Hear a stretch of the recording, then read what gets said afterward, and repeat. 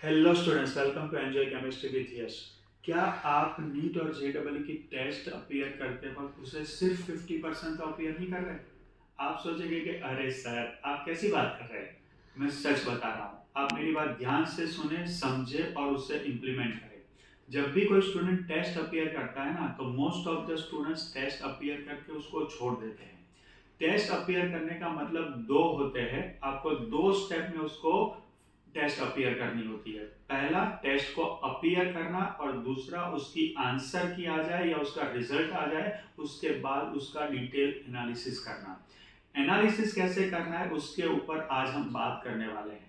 जब भी टेस्ट का रिजल्ट आता है, हमें मार्क्स मिलते हैं ना स्टूडेंट्स, तो मार्क्स की दो टाइप की कैटेगरी होती है। एक होता है ऑब्टेन मार्क्स और दूसरे होते हैं अनऑब्टेन मार्क्स। और ये दोनों कैटेगरी में भी दो दो कैटेगरी होती है।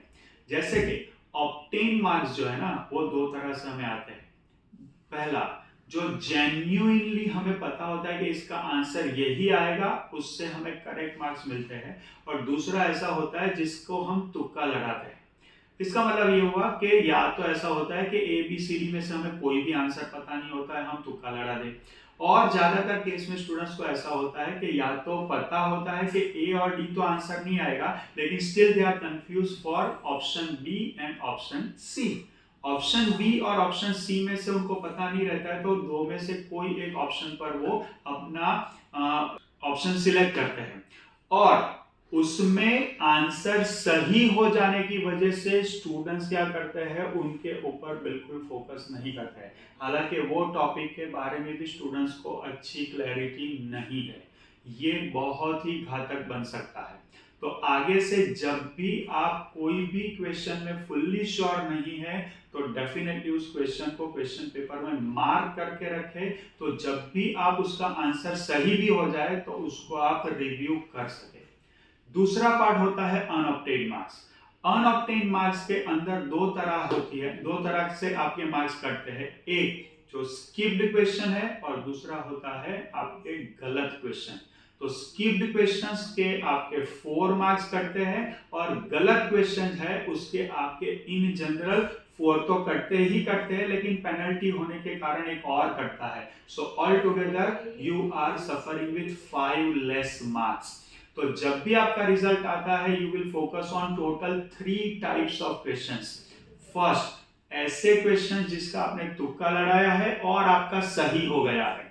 दूसरा, जो आपने छोड़ दिए हैं। और तीसरा, जो आपने अटेम्प्ट किए हैं और आपके गलत हुए हैं। ये तीनों टाइप के क्वेश्चन को आप एनसीईआरटी में से आप कोई भी कोचिंग में जाते हैं, वहां पर आपको पढ़ाया है, उसकी क्लास वर्क की नोट्स डिटेल से स्टडी कीजिए। उसके ऊपर आप कुछ और क्वेश्चंस की प्रैक्टिस कीजिए। फिर भी अगर आप कुछ सफर कर रहे हैं तो डेफिनेटली आप अपने कंसर्न टीचर से कंसल्ट कीजिए, अपने टॉपिक्स को शार्पन कीजिए। Definitely this help you a lot.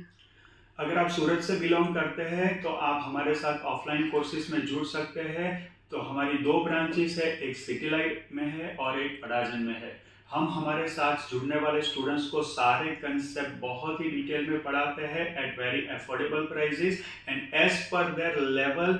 Definitely we give them customised solutions and motivate them for the preparation of board exam और जेडबलई और NEET exam. So do join with us. Screen पर आपको numbers मिल ही जाएंगे। Till then मिलते हैं नए video के लिए। Till then enjoy chemistry.